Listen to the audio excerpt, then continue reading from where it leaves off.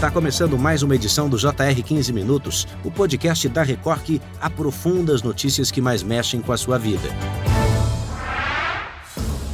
Não sei se você tá com um cartão de crédito aí por perto, mas pode olhar bem para ele. Você sabia que a gente ingere por semana o equivalente a um cartão como esse em microplásticos? Essas partículas microscópicas estão em tudo. Estão na água, no ar, nos alimentos e também em nós, no nosso corpo. Já foram encontrados em órgãos como pulmões, coração, útero e até na placenta. O impacto disso na saúde humana ainda está sendo estudado, mas os indícios já acendem alertas importantes e algumas febres na internet um pouco alarmistas. Nesse episódio, a gente vai entender de uma vez por todas o que os microplásticos se tornaram e por que eles são uma ameaça silenciosa e o que a ciência tem revelado sobre os seus efeitos. Conosco, Maria Elisa Bertocco Andrade. Ela é médica e diretora da Associação Brasileira de Alergia e Imunologia. Doutora, muito bem-vinda. Obrigada, Edu. É um prazer poder estar aqui com vocês e conversar um pouco sobre esse assunto. Essas pesquisas recentes que indicam que nós já ingerimos mais de 250 gramas de microplásticos por ano, o que isso revela? Qual é a origem disso? E qual é o nível de contaminação do ambiente em que vivemos, doutora? Na verdade, Edu, o plástico ele fez uma grande diferença na vida da humanidade, né? Desde a década de 50, que ele está sendo utilizado de maneira exponencial. Cada vez mais a gente usa o plástico. Ele é derivado do petróleo e realmente mudou muita coisa no nosso dia a dia. Mas, de uma certa forma, ele, hoje em dia, está presente quase em todo o momento da nossa vida, né? E desde o vestuário até utensílios, móveis, né? O nosso celular, antigamente, era metal, hoje já é plástico. Então, ele realmente ajuda muito o nosso dia a dia, o desenvolvimento da vida moderna. Só que o descarte do plástico, né, de uma certa forma, vai contaminar o meio ambiente, né? E essa contaminação do meio ambiente vai reverter nos seres vivos, né? Basicamente, ser vivo animal, os peixes e os seres humanos, nós, né? E, de uma certa forma, o plástico ele tem uma grande dificuldade de ser destruído, né, de desaparecer do meio ambiente. Demora centenas de anos para que isso ocorra. E, então, ele permanece no meio ambiente e a gente, se expondo ao meio ambiente, como você falou, através de inalação, que é pela respiração, ele está no ar, né? Não só o microplástico, mas o nanoplástico, que é uma partícula ainda menor, né? Totalmente invisível, na água, nos alimentos, que a gente ingere, nas nossas roupas, em todo lugar. Então, a gente está realmente vivendo envolta no plástico. E isso penetra no nosso organismo e ainda está sendo estudada algumas consequências que isso pode causar, né? Não é nada definitivo, mas existe realmente indícios que isso possa acelerar o aparecimento de algumas doenças. Faz quanto tempo, doutora, que esses estudos se tornaram um pouco mais consistentes? E outra, quem está lhe ouvindo agora e está imaginando que precisa jogar fora aquela caneca de plástico, ou o pote plástico em que guarda os alimentos na geladeira, ou tomar cafezinho no copo de plástico descartável, essas pessoas estão certas ou erradas? Não é por aí a contaminação, né? A senhora está explicando que não precisa fazer nada. Basta respirar nas grandes cidades ou se alimentar de coisas que vêm dos rios para estar se intoxicando e se contaminando de alguma maneira? Na verdade, Edu, a gente pode fazer sim.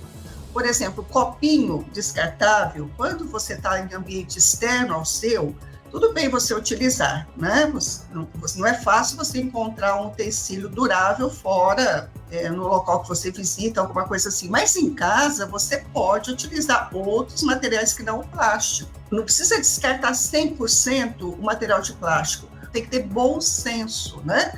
E tirar aquele plástico que você vai descartar de maneira mais fácil. Então, tem toda essa questão de você também contabilizar a sua gestão econômica, né? Para poder ir pouco a pouco modificando esse material que você utiliza no dia a dia. E o ideal, sabe, Edu, é evitar aquele plástico que vai que vai ser aquecido, porque o plástico aquecido ele vai liberar outras substâncias que vão ser prejudiciais também, né?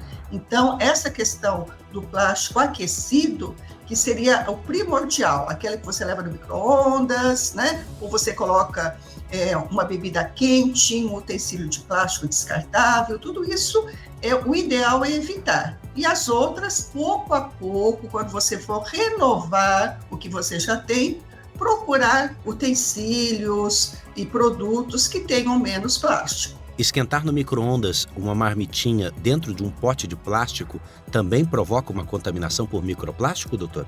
Não é o ideal. Esse aquecimento pode liberar outros materiais que também são danosos, né? E o mais importante, sabe, Edu, é saber que o plástico no organismo, não é ele em si que vai provocar o problema, mas ele serve de veículo, de transporte para outros materiais que são perigosos, né? Por exemplo, o metal pesado que a gente encontra na poluição advinda do hidrocarboneto também, advinda da queima da gasolina, do diesel e tudo mais, né? Eles se ligam nesse plástico e são transportados dentro do nosso organismo. Então, o plástico ele vai funcionar como um veículo, né? Um carreador, né? Ele carrega essas substâncias. Ele por si causa o problema, mas o principal é que ele é esse carreador desses outros materiais. Eu queria entrar com outra pergunta para a senhora. Considerando que esses microplásticos entram no nosso organismo principalmente por alimentos, pelo ar e até por cosméticos, existe alguma forma eficaz de reduzir essa exposição na rua, no dia a dia? Olha, infelizmente é o que a gente tem, né? No momento, esses alimentos estão contaminados, principalmente alimentos que vêm do ecossistema marinho, né? Que é onde tem a maior deposição do plástico. Então, não é por isso que você vai deixar também de ingerir o peixe, que vem do mar, o camarão, né? Os crustáceos de um modo geral, né? O que a gente tem que fazer, Edu, é reduzir o consumo e, muito importante, né? Você reutilizar o que você tem, evitar, né, descarte de maneira não consciente do plástico, né? Se possível, se for necessário o descarte, estimular os locais que fazem a reciclagem do plástico, né? Então, na verdade, são os R's que são importantes, sabe, Edu? Reduzir o consumo do plástico, reutilizar quando você não pode reduzir, né? E evitar o descarte. Se for descartar, reciclar, né? Então, o R tem que estar como plano de todo mundo. Reduzir, né? Reutilizar e reciclar.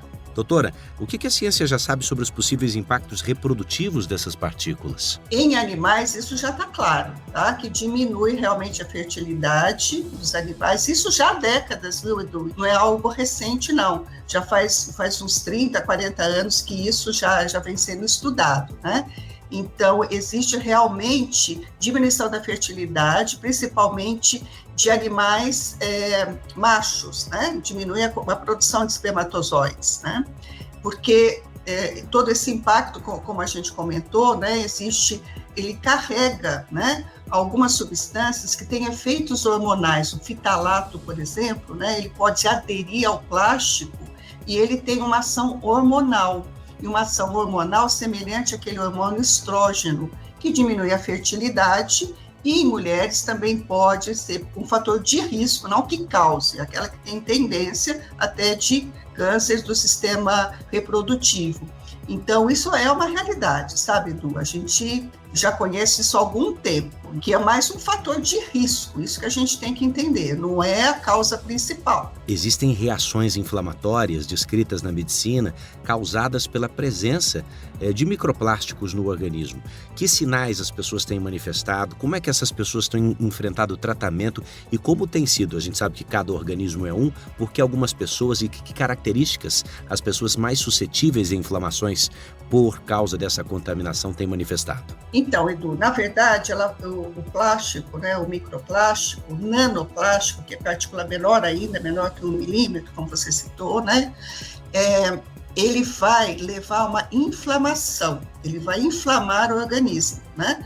Vai liberar algumas substâncias que a gente chama citocina, que elas promovem aumento daqueles chamados radicais livres, que as pessoas já conhecem, aumento a inflamação, né? E isso vai favorecer algumas doenças, como arteriosclerose, que favorece doenças cardiovasculares, né?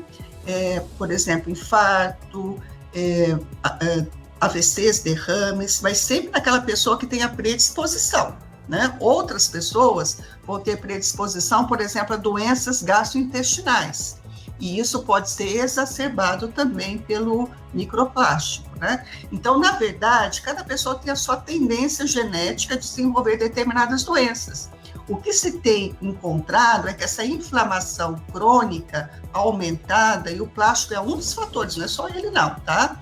Ele é um dos fatores que aumenta essa inflamação, favorece o aparecimento mais precoce dessas doenças, né? Então, a pessoa tem que ter um potencial genético para desenvolver a doença. Então, se você tem familiares, seus pais, seus avós tinham mais doenças cardíacas, pode ser que você, mais precocemente, numa idade mais jovem, já comece a apresentar algum sintoma de doença cardíaca, né? Ou doença gastrointestinal, vai depender do seu patrimônio genético, né? Então, a orientação é as pessoas sempre fazerem os exames de rotina, preventivo, para evitar, né, e diminuir o aparecimento dessas doenças de maneira mais precoce. A senhora tem visto muita invenção na internet? Gente com receita para tudo, inclusive para se depurar dos microplásticos. O que é que não funciona? Não existe nada no momento, né, cientificamente comprovado que faça com que o microplástico saia do organismo, né? E outra coisa, a própria asma, rinite, que é a minha área também, né, ela vai se exacerbar com a presença do microplástico, porque ele vai carregar aqueles hidrocarbonetos da poluição e tudo mais. Mas não existe, Edu. Uma última questão, doutora, é que se a tendência de acúmulo continuar, o que a gente pode esperar em termos de impacto a longo prazo? Será que é possível que o corpo humano, inteligente como só ele, possa se acostumar ou encontrar outros caminhos para fazer suas funções, apesar dessa contaminação silenciosa? Eu acho pouco provável. Sabe por quê? Quanto tempo evoluiu o corpo humano para chegar ao que a gente é hoje, né? São muitos anos, milhares de anos, né? E essa presença do microplástico é quanto tempo? Décadas, né? 4, 5, 6 décadas. Não dá tempo do organismo se adaptar. Pode ser que tenha alguém, né, que tenha algum gene diferente que vai poder lidar com isso, né? Mas isso não vai ser uma coisa imediata, porque o corpo humano, ele chegou no momento que ele está agora, depois de uma evolução de milhares de anos, né? Centenas de anos, milhares de anos, né? Então, esse impacto atual não vai dar tempo dele se adaptar. Então, a gente tem que mudar mesmo o estilo de vida e ser mais comedido no uso do plástico, né? Não é eliminar o plástico, não, ele é maravilhoso em muitas questões, né? Na própria medicina, por exemplo, a utilização do plástico em produtos para cirurgia, produtos descartáveis, diminuir a infecção, é fundamental, né? Como é que a gente vai substituir isso? Mas tem outras coisas que a gente pode substituir. Essa foi a médica e diretora da Associação Brasileira de Alergia e Imunologia, doutora Maria Elisa Bertocco Andrade. Até a próxima, doutora. Obrigada, Edu. Até. Este podcast contou com a produção de David Bezerra e das estagiárias Amanda Fusita, Bárbara Maiato e Yasmin Logrado. Sonoplastia de Wendel Montalvão. Coordenação de conteúdo Deni Almeida. Direção editorial de Tiago Contreira e a vice-presidência de jornalismo é de Antônio Guerreiro. Eu te vejo no próximo JR 15 Minutos. Bora pra próxima.